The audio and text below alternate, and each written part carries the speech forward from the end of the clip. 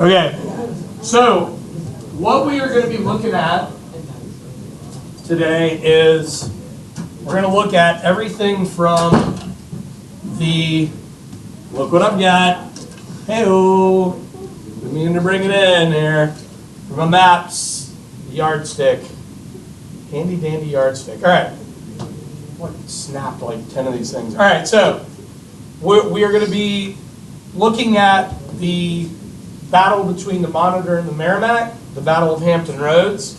We're going to be looking at the Peninsula Campaign. We're going to take a breather from the Peninsula Campaign, and we're going to go over to the Valley Campaign.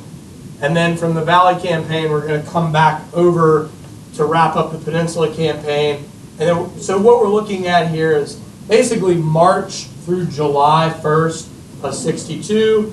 That'll be this lesson, and then we'll move in from July to the winter of 62. So what we're looking at here is the campaign or the theater of war in the East.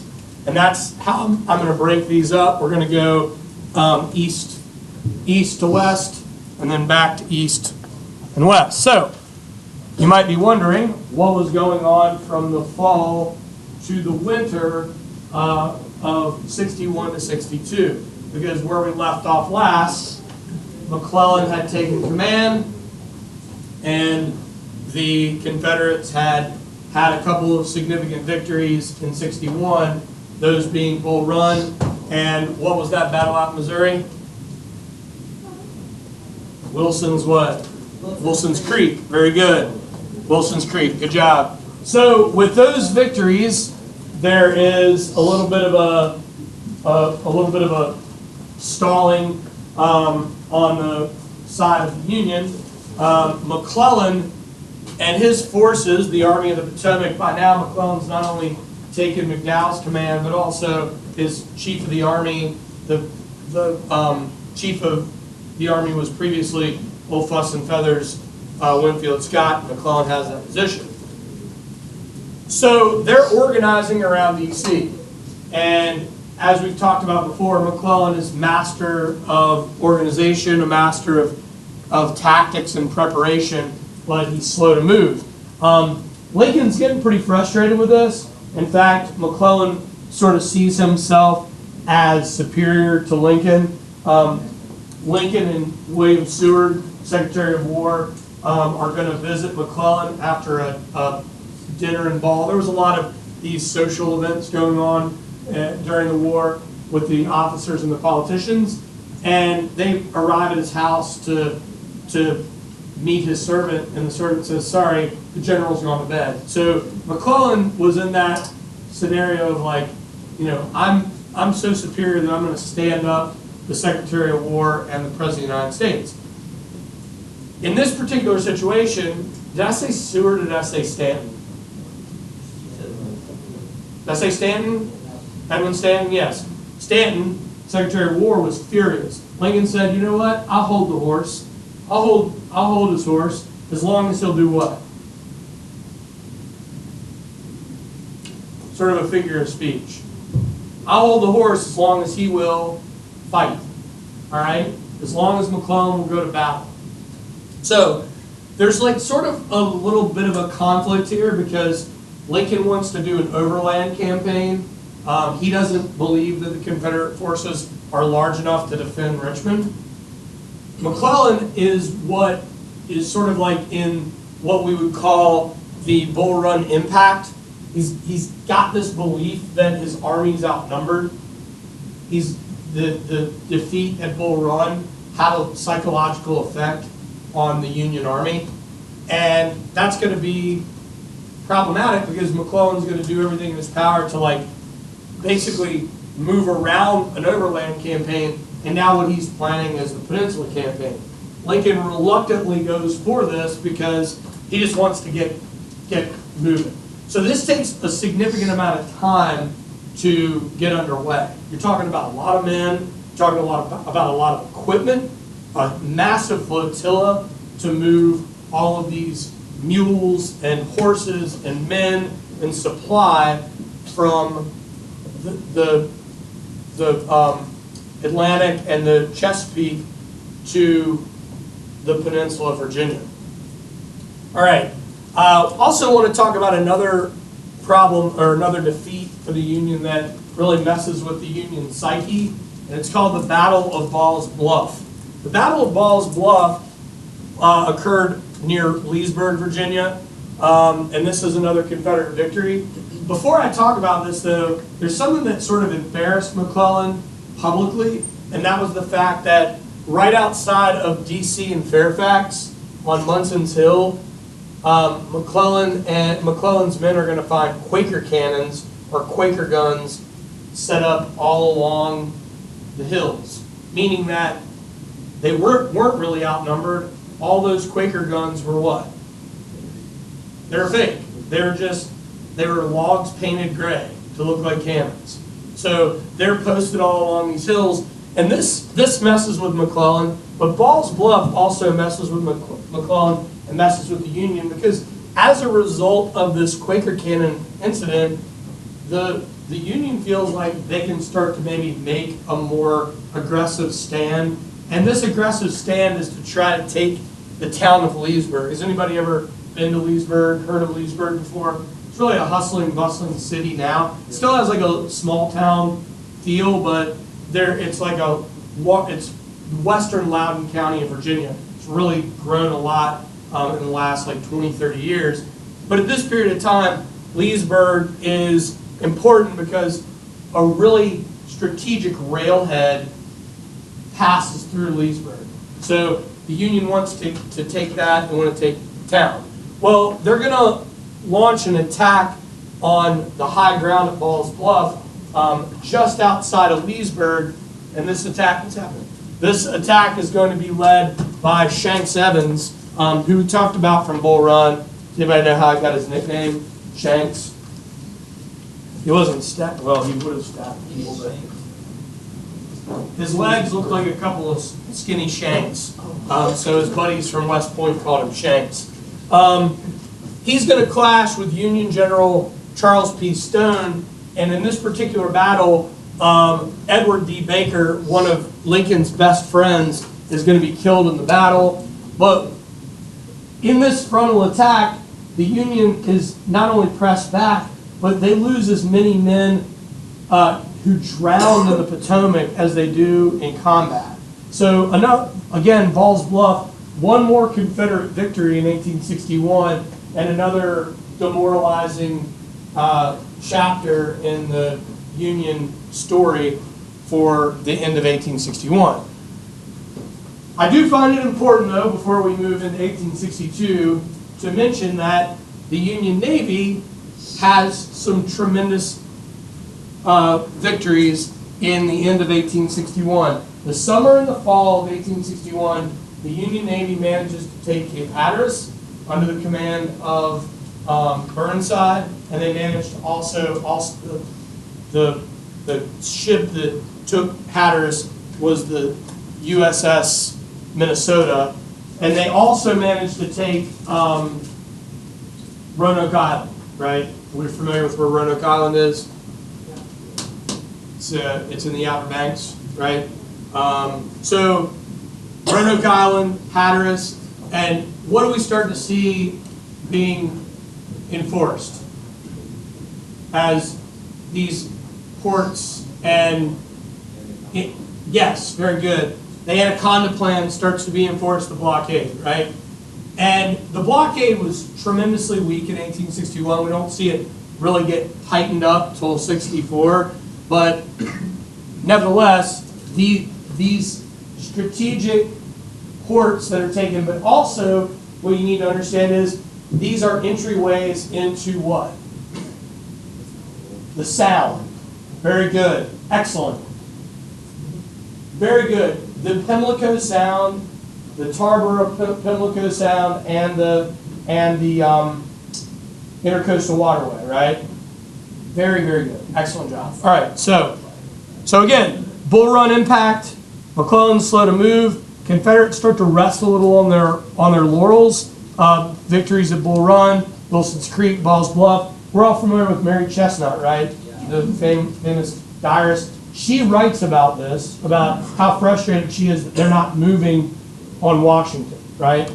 And both armies are going to go into winter encampment just miles from each other. So here we have the Union attack on the high ground at Ball's Bluff, and then the Confederates are in red here, going to push them back to the Potomac. And then this is a sketch of those soldiers, those Union soldiers being driven back into the Potomac River.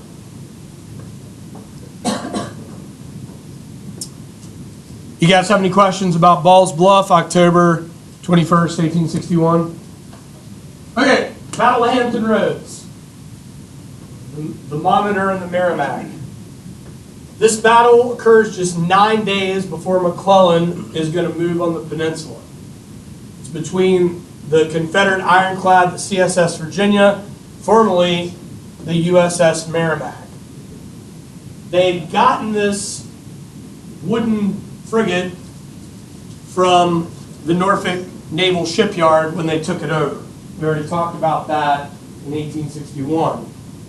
They decide to turn this wooden vessel into a ironclad ship. What country had already started experimenting with Ironsides? England. England had already built 2 Ironside ships. They had already started that experimentation. So the Confederates are going to rush this into service, and these 2-inch iron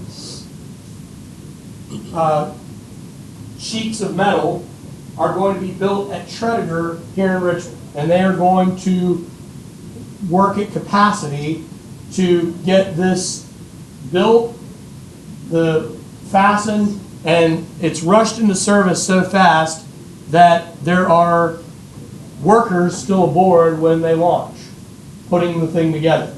They're going to fasten a battering ram to try to punch holes in wooden ships, and it's going to be really tough to maneuver. It's going to take like a half an hour for it to do a 180-degree turn. So that's tough with maneuverability, but they have fixed cannons all along the sides, on both sides.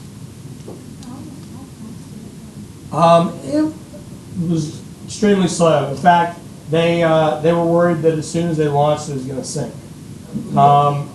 Actually, there were all these reluctant sort of bystanders that had been naysayers, waiting to see if this thing was going to sink, and then as soon as it floats, they cheer.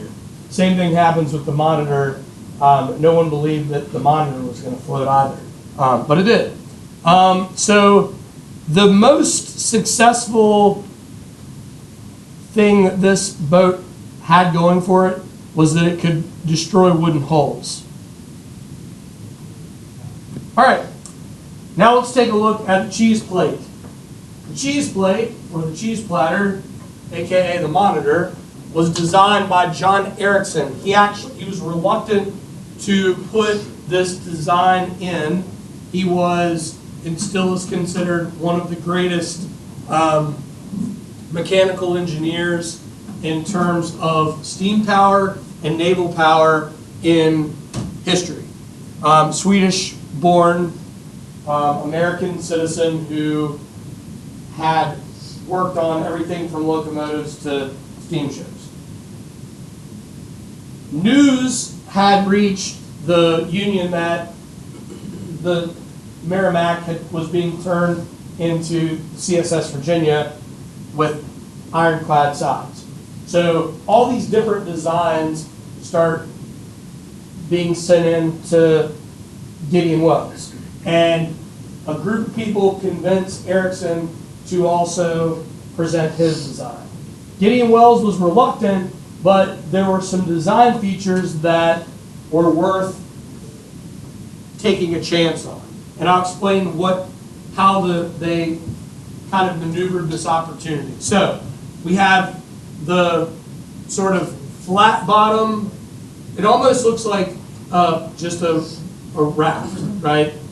But underneath it are two like about an 1.5 to 2 inch thick iron sided, trying to think of the,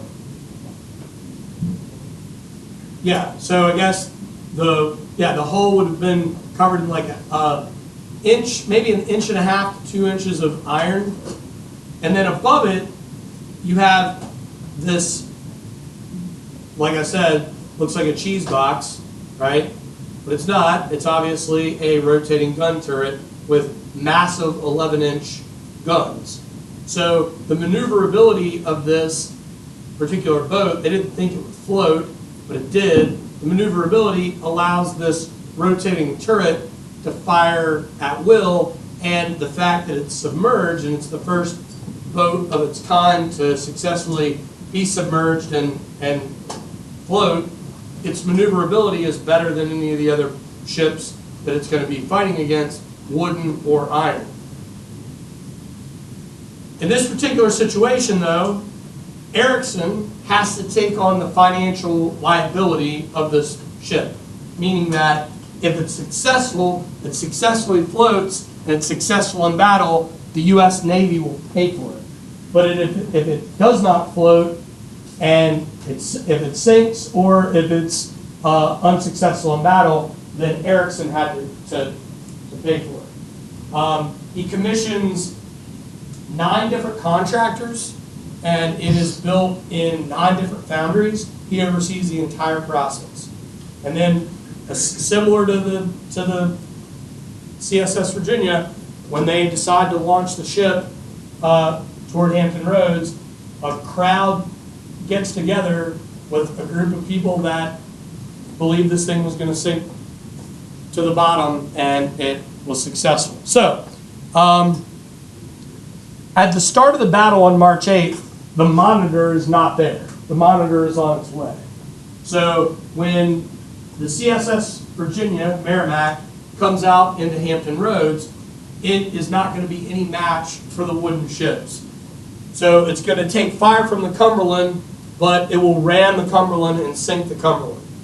It trades fire with the USS Congress, and it attacks the Minnesota. The Minnesota is an important one because that's the ship that it attacked and successfully had taken Hatteras.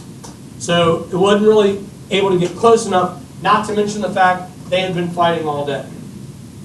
I want you all to think about a really crazy statistic with this battle, and this is why it's an important battle.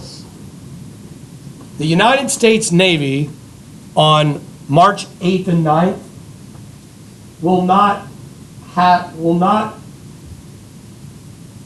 receive this many casualties in one battle until December 7th, 1941. That's how brutal these 2 days of fighting were. Hundreds of sailors, Confederate and Union, were killed in this 2-day battle. So this is brutal fighting. So here we have Erickson on the left and the turret gun on the right. And you can see, look at that, that's a 9-inch cannon. That is a massive cannon. So the Monitor steams in. No one really knows what it is. They thought Confederates that were aboard the Virginia thought that it was a piece of another ship being hauled out by a raft. But when the gun came out and fired on the Virginia, everybody had to take to their battle stations, and this battle begins.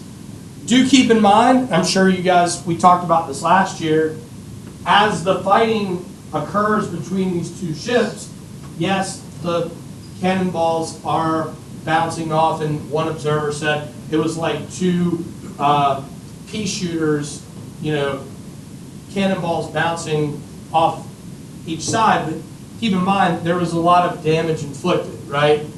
There were guns taken out on the CSS Virginia. 2 of their crew died in the battle. A number of them were wounded. A lot of them were suffering from smoke inhalation from the battle. On the Monitor, same deal. The smokestack had been shot off. The turret had been hit. The captain's quarters had been hit. The captain of the Monitor was wounded. So this fighting goes on until basically both crews are exhausted and both steam away. Both believe that they've won this battle, but in reality, it's a draw. Neither have won, but what's important is that this battle changes naval warfare. Everybody in the world that has a navy has to move toward ironclad ships as a result of this battle. And like I said, we're not going to see a day like this for the United States Navy again, or anything close to this again for the U.S. Navy until World War II. Even though obviously we're involved in naval battles between the Civil War and World War II, nothing on this level of combat. So, a little bit, a couple of other things that I wanted to point out here is that neither one of these boats makes it to the end of the war. The Merrimack, they ended up scuttling the boat and burning it. Virginia, that is, because repairs were going to be too costly and too difficult. And then the Monitor, it does continue to participate in some battles, but it ends up getting caught in a gale off Hampton Road, or sorry, off Hatteras, and is sunk. Yeah. Strong winds. They almost didn't make it to this battle due to due to gale force winds coming into the battle. Well, so they, when they, it seems like they did handle bad weather. Yeah. Well, the problem is that if that entire turret was submerged, then if it took on water, it would sink, which is what happened. Why didn't they make it watertight? Well, I mean, I don't know if you've ever take a look at the design. You can see through the gun, the holes in the turret that it could take on. That was like its vulnerability to take on water. Another place that was vulnerable too was the smokestack. So, any questions about the Monitor and the Merrimack? All right, let's talk a little bit about the Peninsula Campaign. The Peninsula Campaign is going to be fought from March through July. The goal was to circumvent Joseph E. Johnston's Army of Northern Virginia and capture Richmond via the James, York, and Chickahominy rivers along the Virginia Peninsula. As I said before, Lincoln preferred an overland approach to shield Washington, D.C., but McClellan insisted upon a Peninsula campaign, and as I mentioned before, "I will hold McClellan's horse if he will only bring us success" was one of Lincoln's quotes. Here we have George B. McClellan on the left, commander of the Army of the Potomac, and then there's Joseph E. Johnston on the right, formerly commander of the Army of the Shenandoah, Confederate Army of the Shenandoah, now commander of the Army of Northern Virginia, which was the Confederate force in the Peninsula. So what we're going to look at are engagements that are going to be in Yorktown, Williamsburg, West Point, along the Chickahominy. We're going to talk about battles here, and then we're going to talk about the Battle of Drury's Bluff. We're also going to talk about Seven Pines, and then we're going to wrap the day up, or wrap the lesson up, with what was known as the 7 days battle all around Henrico County that will push the Union back to Harrison's Landing. All right, so on March 7th, McClellan will begin the movement out of Hampton Roads. Remember that they controlled the Hampton Roads the area of Hampton Roads, Burnside and Butler had taken some strategic ports at the start of the war. Look how large this army is and flotilla.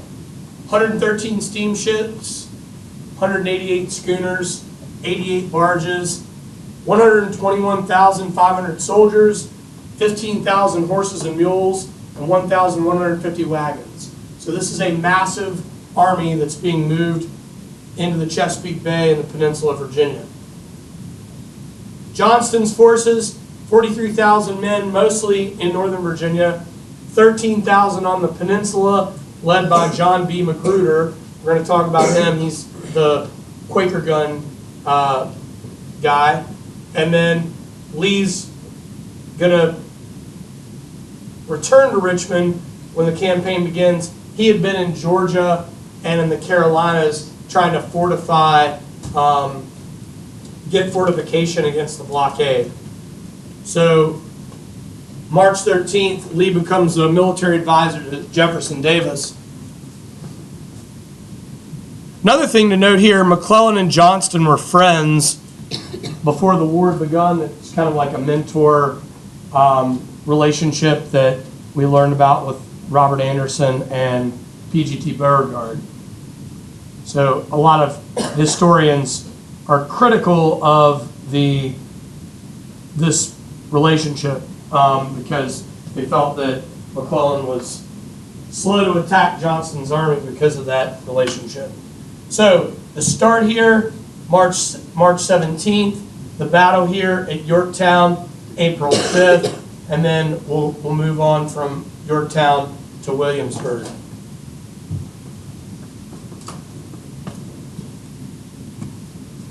So the Battle of Yorktown, we have Magruder. Magruder is going to be famous for setting up Quaker guns along trenches, building false campfires. These are like, ironically, Revolutionary War trenches from the Battle of Yorktown that were used. And these are also Revolutionary War tactics that Washington's army used throughout the war to try to make the force look larger than it actually was. Confederates are entrenched almost across the entire peninsula, which made their numbers and the line quite thin.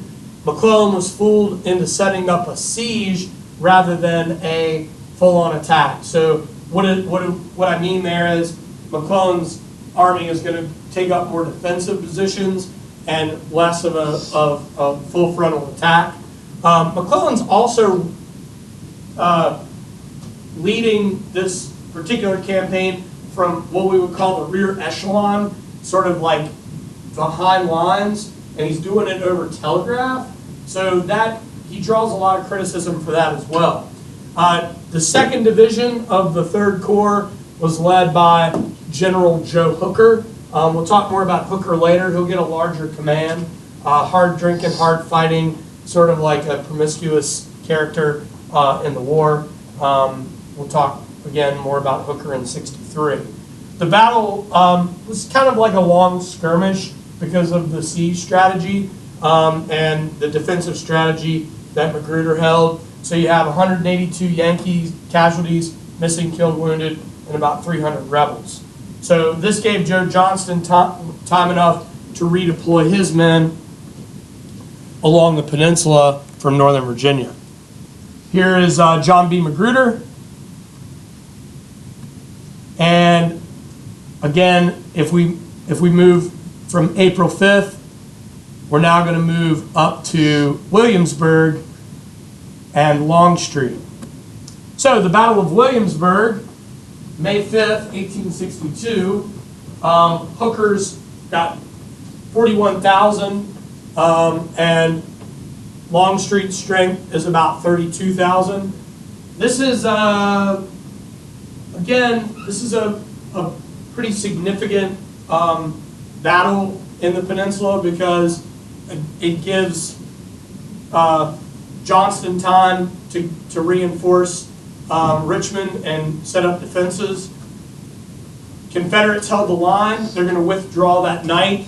Do keep in mind Longstreet is a defensive fighter by nature. Casualties, missing, killed, wounded, 2,283 Union, 1,560 Confederate. McClellan then tries to move 4 divisions, one by one, up the York to West Point.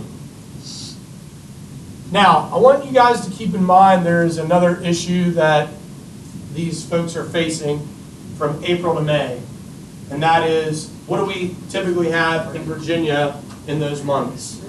Rain. Very good.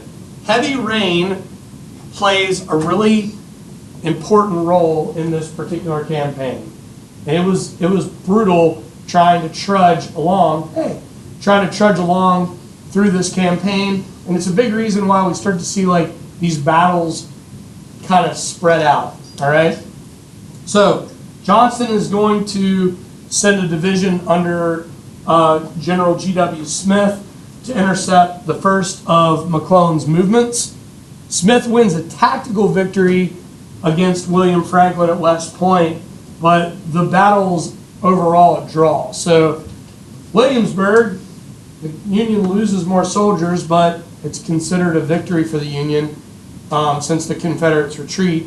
And West Point, again, a draw. This dissuades McClellan from any further amphibious water-to-land assaults following the Battle of West Point in May of 1862. Here we have Old Pete on the left, General Longstreet, and then there's Fighting Joe Hooker on the right. Here's G.W. Smith on the left, and William B. Franklin on the right.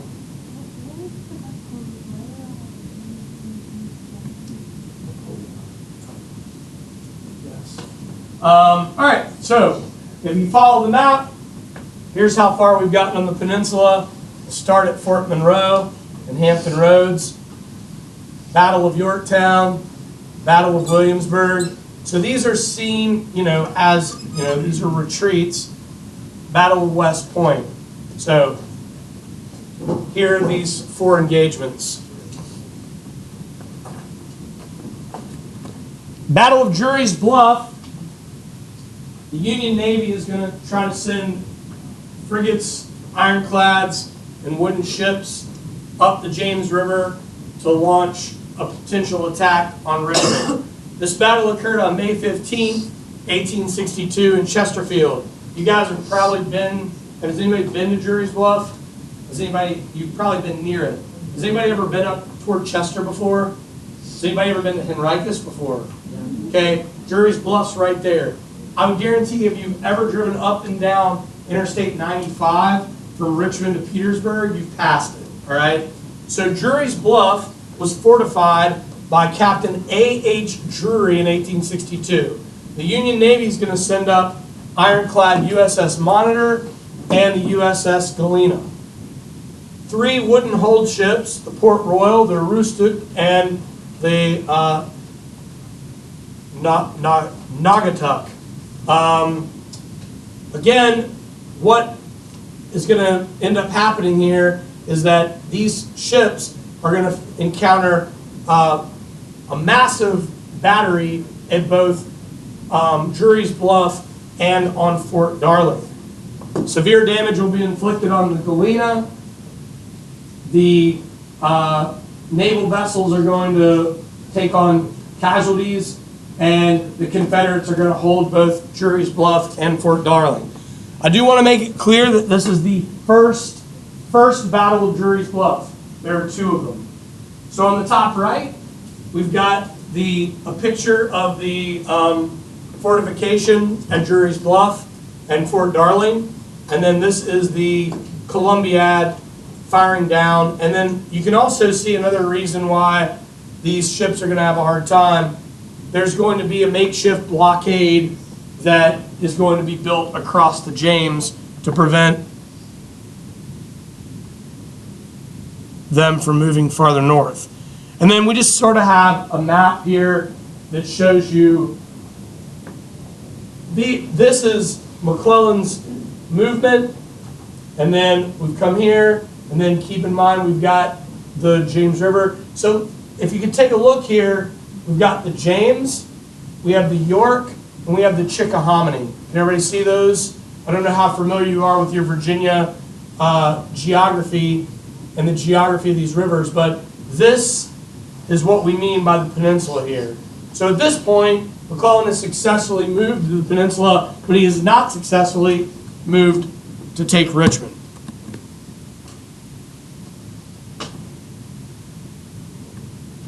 It's actually working this time.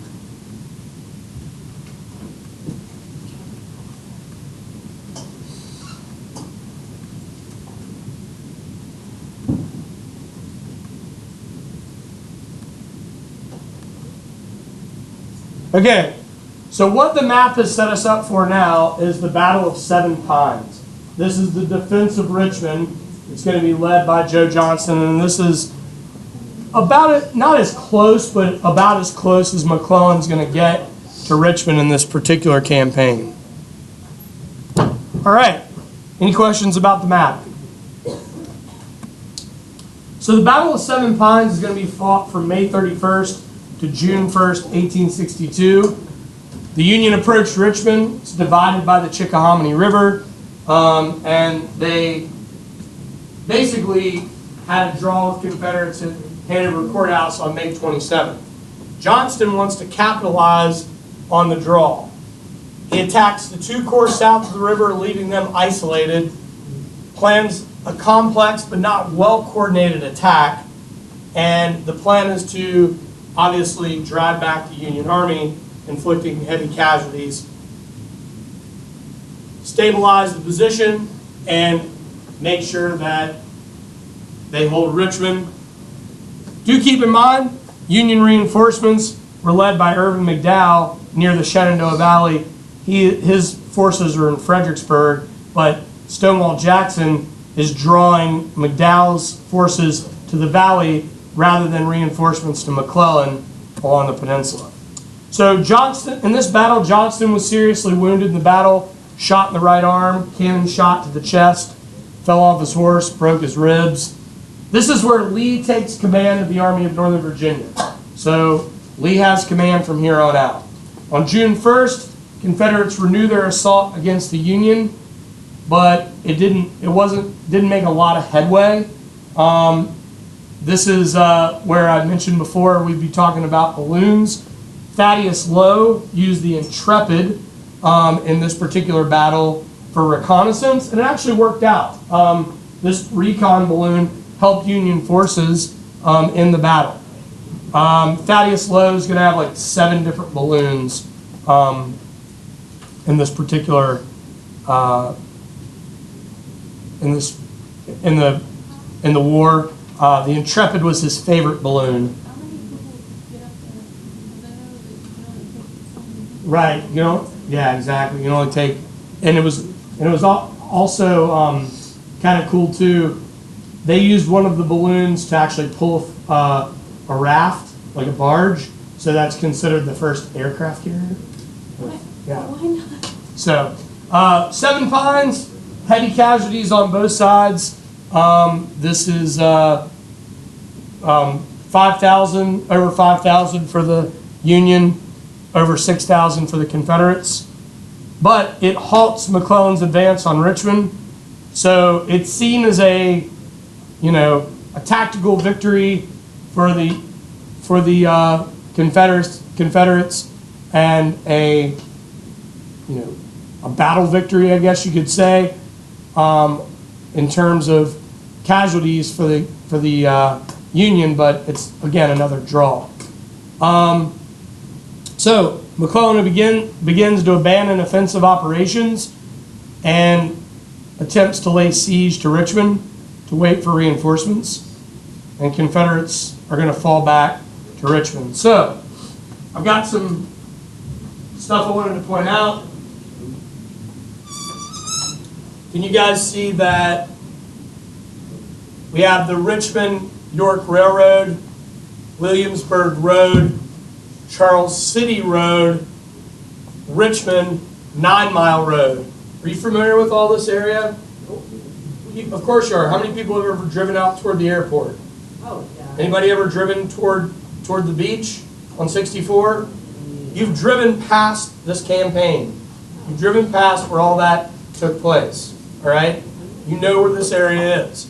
So this is Fair Station. So that's another name for this battle. The Battle of Seven Pines or the Battle of Fair Station. Sir? At the aviation museum that I used to volunteer at. Yes. There's actually a plaque outside that's dedicated to this and support of this. Very good. That's cool. I'm going to check that out next time I'm over that way. Museum's closed now. Oh, Yeah, closed like in 2016. Really? Yeah. Man. It's really shame to have like 30 planes and stuff. that's a bummer. I would have loved to have seen that. The plaque's probably still there. Yeah, it is. I'll have to check that out. So here we have the Intrepid on the right. Thaddeus Lowe's baby. These are Union soldiers following the Battle of the Seven Pines. And then these are corduroy roads that were built by the Union all along the Chickahominy and the peninsula.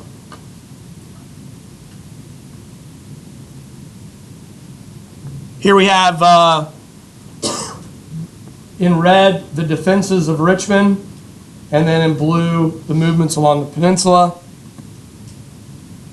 So Lee's plan to hold Richmond wants to use a month-long pause to fortify the defense of Richmond, extend them south to the James, Chaffin's Bluff, and Henrico, draw up defensive lines south of the James below Petersburg, and set up a new defensive line of about 30 miles. He wanted to repeat the tactic of making a small number seem very large. So McClellan again is now convinced that the Army of Northern Virginia is much larger than his, but the real number is they have about 2-to-1 at this point, McClellan's forces to Confederate forces. He awaits reinforcements, and Lincoln's not interested in sending more soldiers. So at this point, we have the start of the campaign, Battle of Yorktown, Battle of Williamsburg, Battle of Drury's Bluff, Battle of Hanover Courthouse, and the Battle of Seven Pines. Oh, I'm sorry, I forgot about the Battle of West Point. Battle of Seven Pines. This is a great place for us to pump the brakes today. Starting next class, we'll get into Jackson's Valley campaign, the next phase of the war in 1862. Do you guys have any questions for me? Sweet. All right.